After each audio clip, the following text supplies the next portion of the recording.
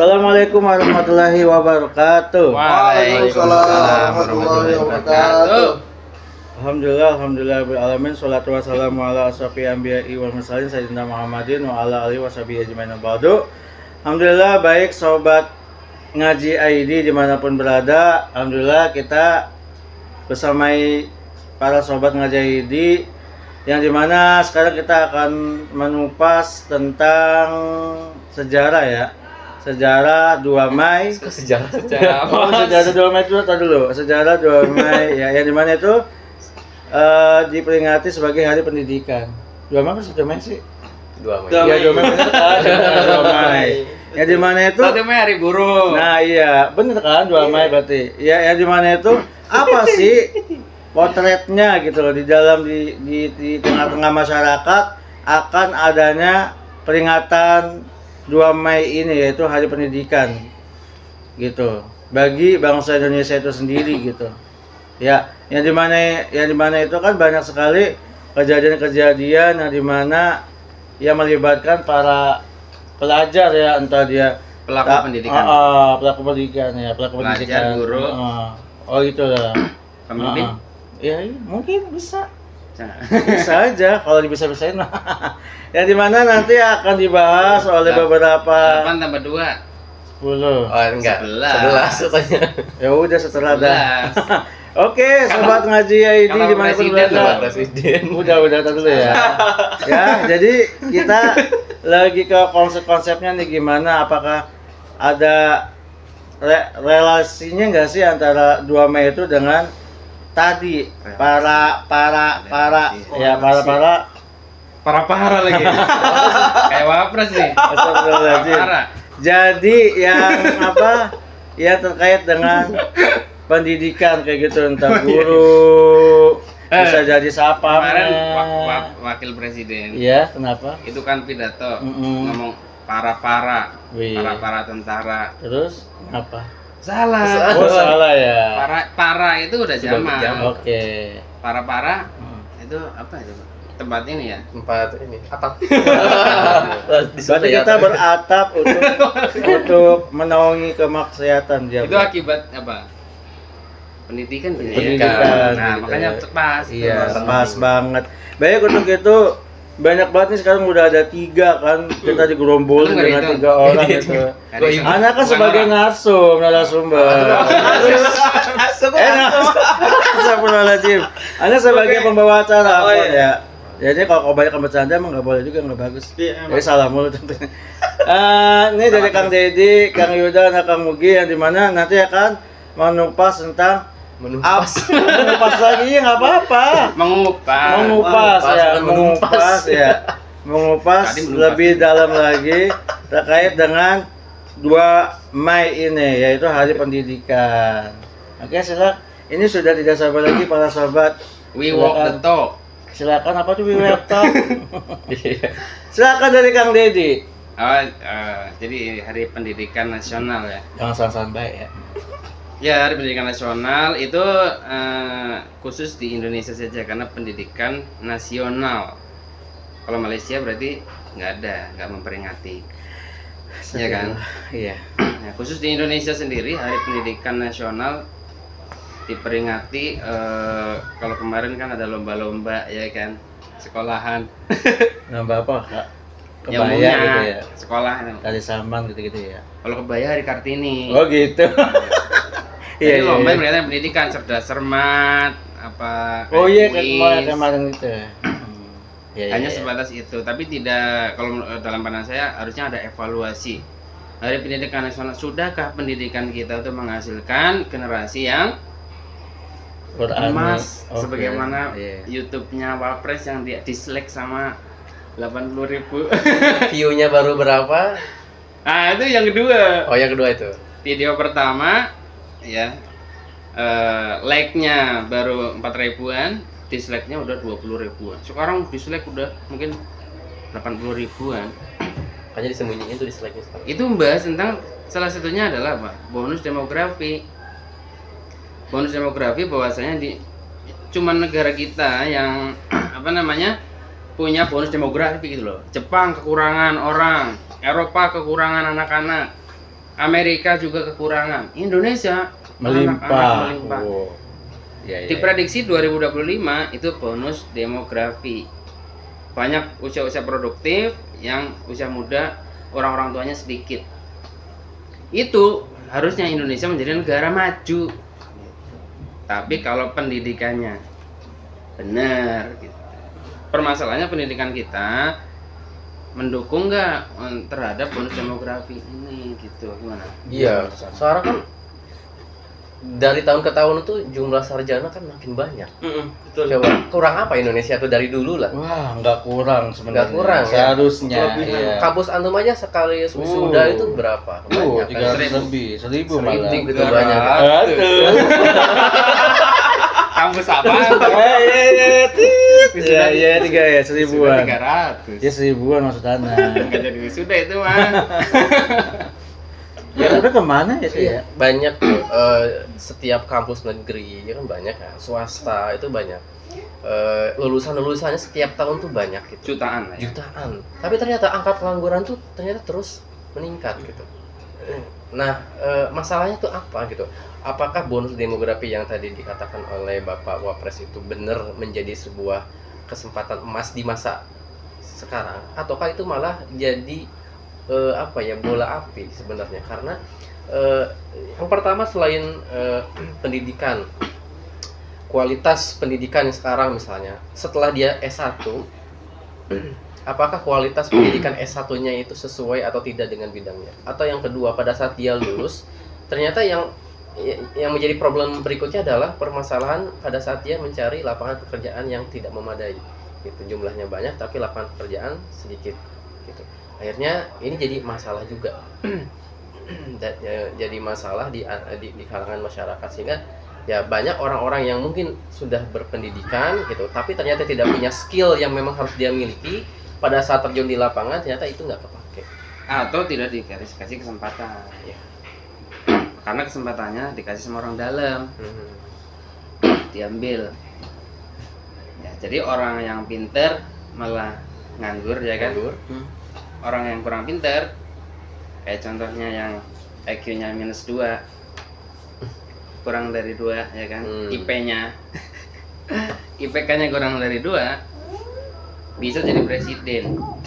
Coba. Presiden. Iya maksudnya Oh, contoh. contoh. Sedangkan di Indonesia kekurangan profesor banyak kan, profesor, doktor. Tapi pemimpinnya ya itulah. Itu di bab kemarin yang pertama itu. Iya, iya. Bahkan sempat ngomong ya ijazah nggak penting gitu, karena yang penting skill. Berarti kan pendidikan nggak terlalu penting menurut pemimpin kita zaman dulu. Padahal setiap hari sekarang itu kita memperingati Hari Pendidikan Nasional buat apa? Diperingati. Ini pelaku pendidikan gimana? Pelaku pendidikan? Iya, yang saya pahami atau saya pandang saat ini itu kan terlepas dari memperingati tanggal 2 Mei bahwa Hari Pendidikan ya. Bahwasanya banyak orang yang mengatakan bahwa tadi ya sudahlah, kita juga ijazah nggak penting, yang penting skill. Justru adanya ijazah itu kan ada track record kita untuk belajar tadi. Nah, belajar tadilah nantinya untuk berusaha agar ada tujuannya. Nah, tujuan tadi banyak orang-orang yang tidak memahami tentang visinya. Banyak kan ya udahlah, yang penting jadi ini jadi itu, terlepas dari ada orang dalamnya. Maka tadi benar yang dikatakan, banyak sarjana mungkin setiap tahun ribuan, bahkan mungkin kalau di total se-Indonesia bahkan ratusan ribu sarjana, tapi kebanyakan nganggur karena tadi link orang dalam yang masuk.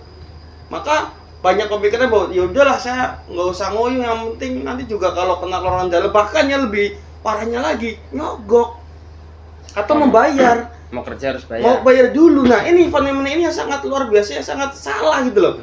Tapi itu bukan udah biasa ya.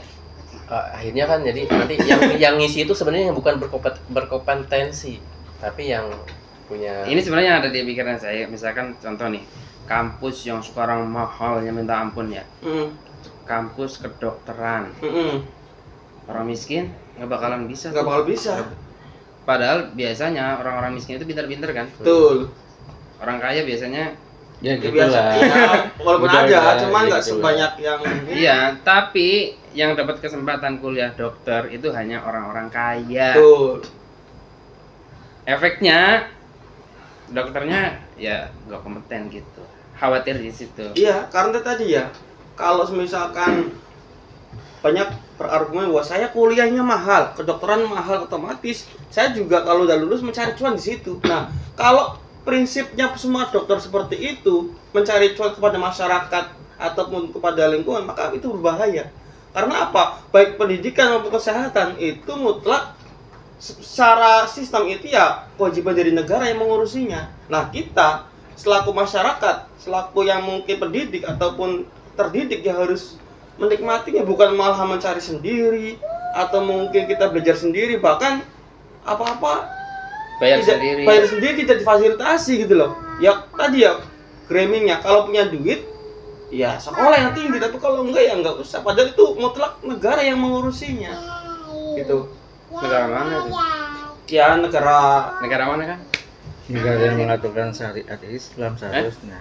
Syariat Islam. Negara apa maksudnya sih? Ya tadi Oh, Kang Mugi bilang oh gitu. negara itu ngurusin pendidikan tuh negara. Ya seharusnya ngurusin. Gak nyimak ya. Iya tadi ya. Jadi gitu ya. Jadi sekarang itu kalau lulus sekarang banyak ya kalau lulus maunya cuan-cuan gitu loh. Nah, kita juga pahami juga ya bahwa ketika kita melakukan sesuatu yang tidak halal dengan menyogok ataupun disogok, maka semua aktivitas kita itu tidak berkah, tidak barokah. Kayaknya ada yang salah di dua sisi kalau menurut saya deh. Apa itu? Sisi penyelenggara pendidikan, sisi yang sekolah yang melakukan pendidikan sekolah. Di mana? Di visinya, visi dan misinya. Kita sekolah buat apa? Untuk cari ilmu atau untuk dapat kerja? Gitu. Kerja. Nah, si yang pelaku pendidikan itu, ya misalkan dari si pemerintah ibaratnya, bikin sekolah buat apa? Buat mendidik orang Bisnis. atau untuk bisnis? Iya. Jadi dua sisi itu yang menurut saya juga salah satu penyebab gagal gitu, gagalnya pendidikan.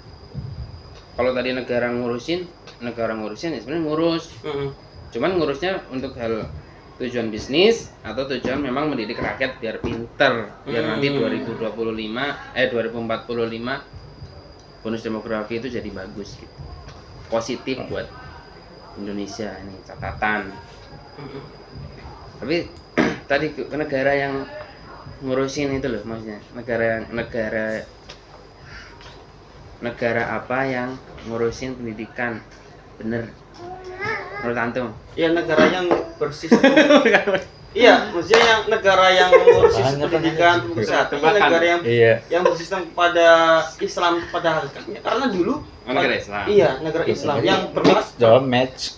iya yang berpacu pada pemikiran Islam. Karena apa? Orang yang memang memiliki pemimpin yang berpikiran Islam dan menaati semua ketaatan sesuai dengan Al-Quran dan Sunnah, maka pasti memprioritaskan pendidikan, kesehatan. Bahkan tidak hanya itu, hampir semua aspek diurusinya.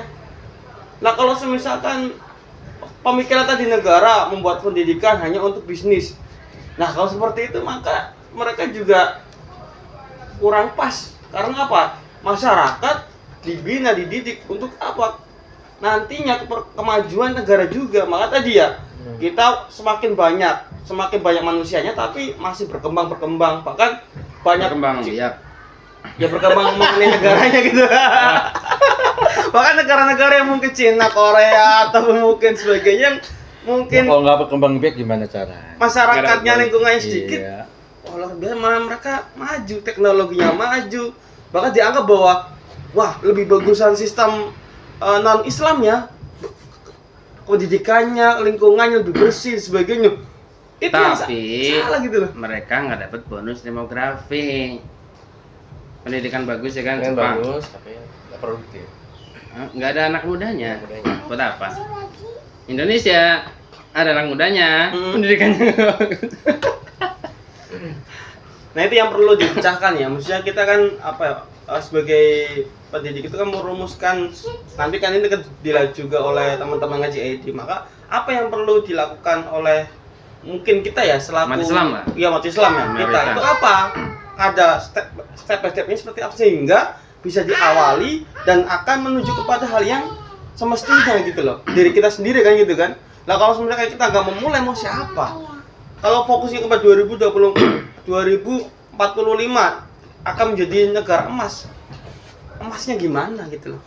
kalau tidak dididik. Iya. Berarti negara itu mulai sekarang itu harus membuat sistem pendidikan yang benar. Ya. Biar jadi Mas. Karena gini, kalau misalnya kita berkaca lah sekarang dilihat di negara-negara internasional, mana sih negara yang punya pendidikan terbaik hari ini?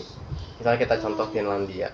Finlandia itu salah satu negara yang punya pendidikan terbaik karena dia tuh punya kestabilan waktu antara belajar, sekolah, dan kegiatan di luar sekolah misalnya. Bahkan beberapa negara itu banyak yang studi banding ke Finlandia. Kenapa sih Finlandia itu punya sistem pendidikan yang bagus di sana? Atau misalnya di Singapura, atau misalnya di Jepang, di mana anak-anak dari sejak kecil itu sudah diarahkan sangat menghormati sekali terhadap orang lain misalnya. Mau nyebrang, bahkan setelah dibantu sama orang lain, misalnya ada beberapa hal yang memang jadi kebiasaan dari semenjak kecil. Termasuk semangat untuk belajarnya. Cina juga sama sekarang. Cina itu kurang baik apa sih pendidikannya? Misalnya sekarang dari mulai anak-anak gitu punya visioner. Pada saat anak-anak Cina ditanya, cita-cita kamu apa? Kamu tahu nggak cita-cita negara kita apa? Oh, tahun sekian kita akan jadi negara terbaik di dunia. Iya. Penting itu. Itu kan negara-negara sekarang tuh punya frame yang seperti itu. Tuh. Nah, kalau kita tanya ke anak Indonesia, cita-cita kamu jadi apa? Hmm. Atau kamu Jadi apa? tahu nggak cita-cita Indonesia itu apa? Jadi apa? YouTuber. YouTuber. Artis, pemain Artis. TikTok, atau mungkin joget-jogetan, Penyanyi. penyanyi, model. Apa itu? Nah, karena seperti itu ya, sehingga Indonesia tuh ya seperti ini. Makanya ini adalah evaluasi ini dari sistem pendidikan, di mana pendidikan Indonesia ini belum bisa menjangkau ke arah sana.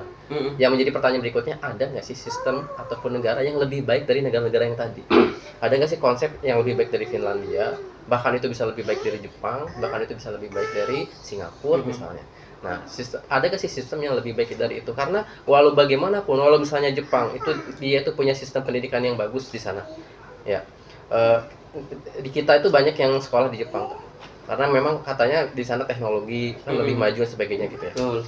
Nah, yang menjadi pertanyaan, walaupun di sana sistem pendidikannya sudah bagus, tetapi dalam segi apa dulu? Dari sisi teknologi betul, tetapi dari sisi pendidikan, dari sisi apa ya? Moral. Moral. Apa?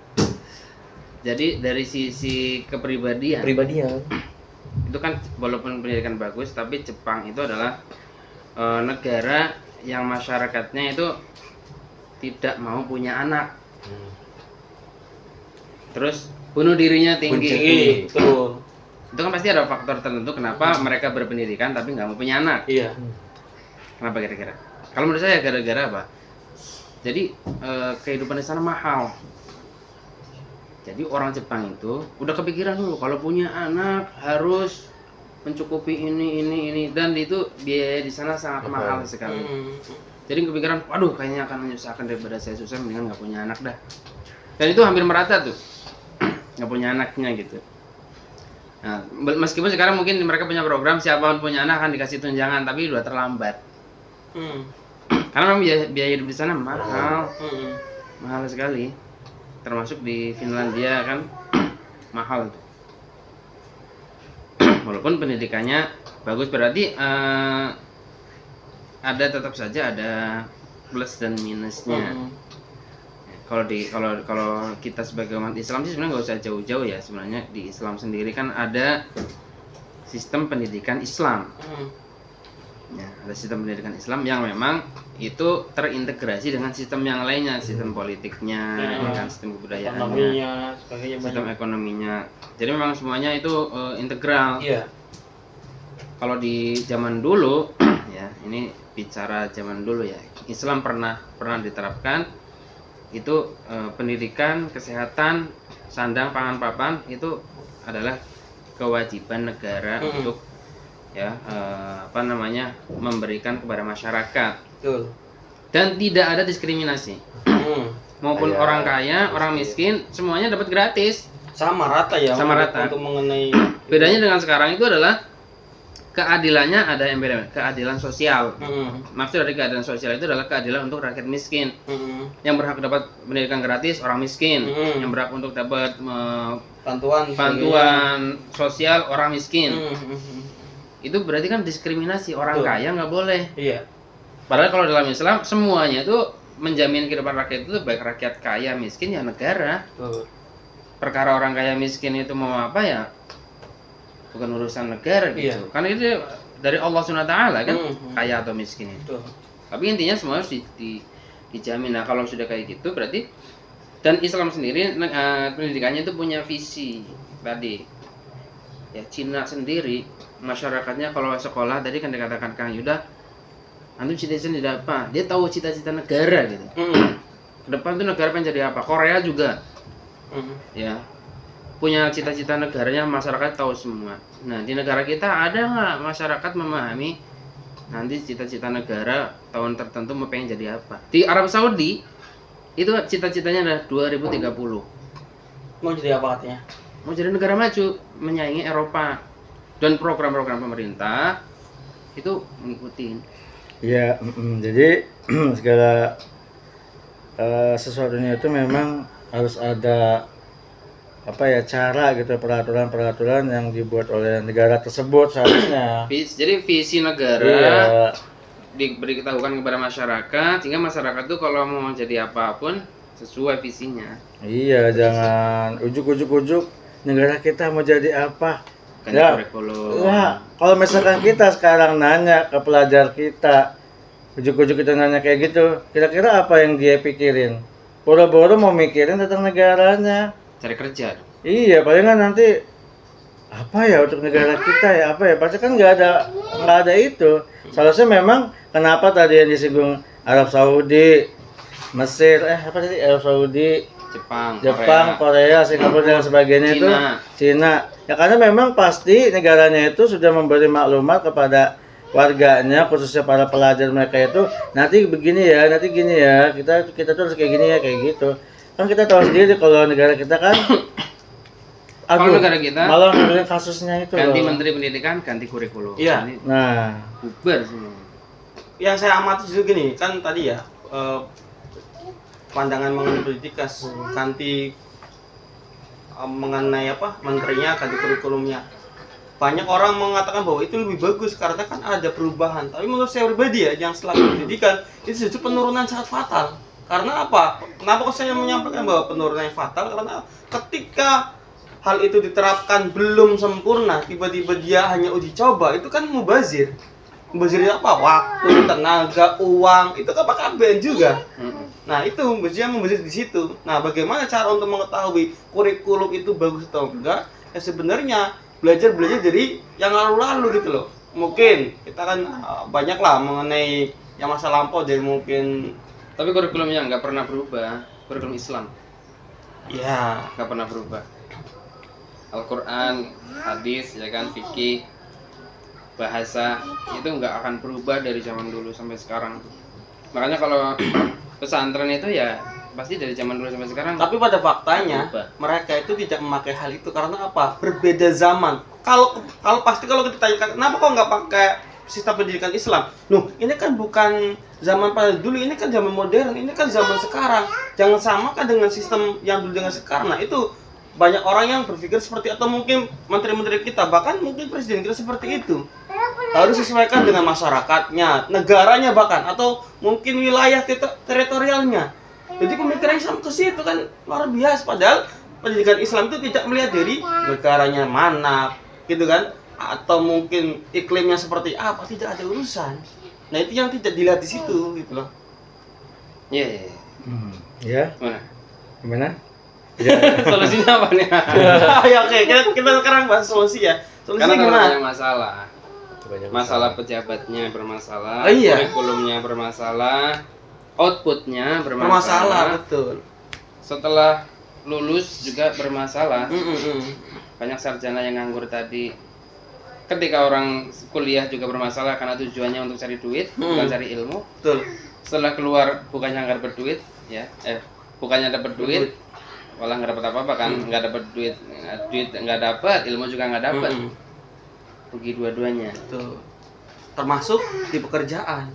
Pekerjaan juga nggak dapat. Iya, karena apa? Terkadang kalau dapat pun, kalau gajinya minim sedikit pun pasti akan tidak puas. Karena tadi konteksnya nominal besaran gaji, bukan bagaimana dia itu berniat untuk kerja itu untuk ibadah. Poinnya kan gitu.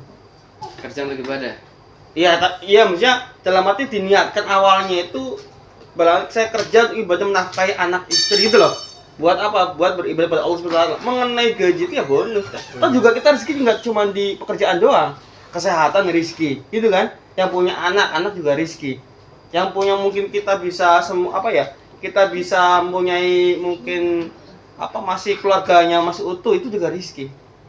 Jadi jangan sekarang itu konotasinya itu rezeki itu pokoknya megang duit banyak, enak ayem, mau apapun itu kalau ada duit enteng atau simple, gampang. Itu yang persepsi sekarang gitu loh. Karena zamannya, Biasanya. zamannya sekarang kapitalis. Mm-mm. Orang di zaman kapitalis tuh kalau nggak megang Ukur. duit, Hmm, pusing. Mm-mm. iya. Ya, Dan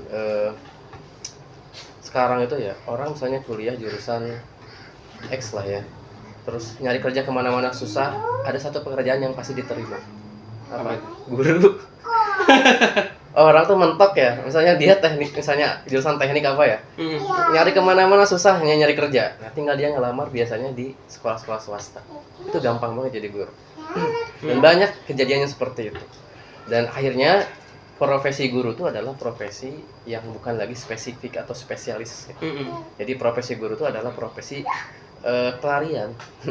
jadi nggak terhormat. Nggak terhormat. Siapapun bisa jadi guru, tapi nggak siapapun bisa jadi pilot misalnya. Mm-mm. Padahal Iya. Padahal guru itu ya ada spesifikasi, harusnya ya punya kompetensi dan spesifikasi khusus. Mm. Yang mungkin di dalam Islam misalnya para ulama tidak semua tidak bisa semua orang tuh jadi ulama kecuali dia itu sudah menempuh jalur-jalur keilmuannya kan, Iya, seperti itu. betul, seharusnya Dan gitu. dia itu layak untuk dinobatkan sebagai ulama alim, orang yang mengajar, guru. Kalau sekarang nggak seperti itu. Siapapun yang baru bisa baca Iqra misalnya, dia bisa langsung ngajar Iqra misalnya, tanpa dia itu harus Padahal belum ada jasanya tuh. belum ada jasa sebagai wakil. Akhirnya banyak orang yang mengisi posisi-posisi penting di dalam pendidikan khususnya. Nah, karena mereka tidak punya kompetensi itu, akhirnya akan melahirkan siswa-siswa yang juga sama, tidak akan punya kompetensi, ya tidak akan jauh berbeda dari kompetensi gurunya, seperti itu. Ya akhirnya inilah masalah pendidikan yang begitu banyak ya runyam sekarang. Berarti polemiknya kayak benang kusut gitu ya. Waduh, kita mengurai itu susah. Cara mudahnya gampang sebenarnya. Ganti semuanya. Sesuai. Ibarat kita naik mobil tua, ya kan? Persnelingnya udah rusak, rodanya udah pada kempes, mesinnya udah batuk-batuk. Ya, secara finansial kita bisa beli mobil baru gitu. Tapi ini ada orang itu malah udahlah dibengkelin aja terus, kita duit ada kok buat servis lagi, ganti busi, nanti persnelingnya rusak, ganti ini kurang oli, ini sibuk di ganti servis mobil tua. Padahal secara finansial kita mampu beli mobil baru. Betul. Harusnya solusinya ganti Baru, mobil. iya. Sekarang kan Indonesia nih negara kaya. Sangat kaya, Mas. Intelektualnya banyak, Oh, luar biasa. profesor doktornya banyak. Banyak. Sangat mudah sekali sebenarnya ganti. Udahlah, ini kan sistem pendidikan sekarang kurang bagus nih. Bagaimana kalau kita adopsi sistem yang bagus, pendidikan Islam gitu. Nah, hal itu yang tidak terpikirkan, persoalannya di situ. Masalahnya adalah kemauan. Iya, tidak ada kemauan dalam merubah hal itu. Gimana caranya agar mau? Agar mereka mau. Gimana? Gimana? Nah, udah dapat ilham. Ihsan. Mantap gimana? Waduh. Jadi tutupnya kelamaan. Oh, kamu Karena ngantuk soalnya. ngantuk lagi. Ini biar nanti kan Ini hostnya, cantik nih hostnya nih. biar nanti aku cut aja udah ya. Ya, bisa lah. Harus selesai lah. Mana jadi itu pembahasannya mending Nah itu Satu aja. sesuai dengan pembahasan. Kan itu hostnya. iya, udah jangan tutup ya. Iya. Tapi kasih solusi. Solusinya. Solusinya apa? Ayo. Iya, solusinya apa? Antum terakhir. Enggak, aku cuma nutup aja nanti ditutup. Tadi kan udah nih ngobrol-ngobrol lah. Kesimpulan. Kesimpulannya gimana? Gitu. Kan tadi udah saya bilang. Ya, jadi kesimpulannya tadi panjang lebar yang dimana memang sampai ngantuk ya, yang luar biasa sekali. Ya, jadi memang kita kalau membahas masalah pendidikan kita itu memang kalau di sistem yang kayak gini tuh ya nggak bakal ada habisnya. Kecuali memang solusinya adalah diganti dengan pendidikan yang Islami gitu, yang insya Allah nanti dimanapun, kapanpun ditempatkan itu seorang guru atau murid itu senantiasa dalam lindungan Allah SWT dari segi akhlaknya, dari segi perilakunya. Itu ingat ya, yang namanya pendidikan itu dalam satu sub seluruhnya ya, bukan hanya muridnya nakal gitu. Kalau kita kan jarang sekali gurunya gitu kan, jarang sekali ketika gurunya. Nah, pada tahun ini ya atau tahun kemarin juga itu tahun 2024 lahir itu, kenapa sih dengan pendidikan kita lagi-lagi guru, kiai dan sebagainya? Seharusnya mereka itu sebagai guru ya, dimana guru itu adalah mengayomi murid-muridnya ya kan, mengajarkan yang benar kayak gitu solusinya. Ya solusinya, kesimpulan maksud saya. Dan alhamdulillah sangat baik ya dan bagus sekali paparan dari mereka. Jadi kalau misalkan ada kok begitu sih, kok begini sih, kok lucu sih dan sebagainya, bisa di komentar di bawah ya para sobat Kok ngantuk? Ngaji ID. Kok ngantuk sih? Kok kemana-mana sih? Kayak gitu. Enggak kemana-mana kok. Memang kita harus jelas, kita nggak kemana-mana, kita tetap di sini di Ngaji ID. Assalamualaikum warahmatullahi wabarakatuh. Waalaikumsalam warahmatullahi wabarakatuh.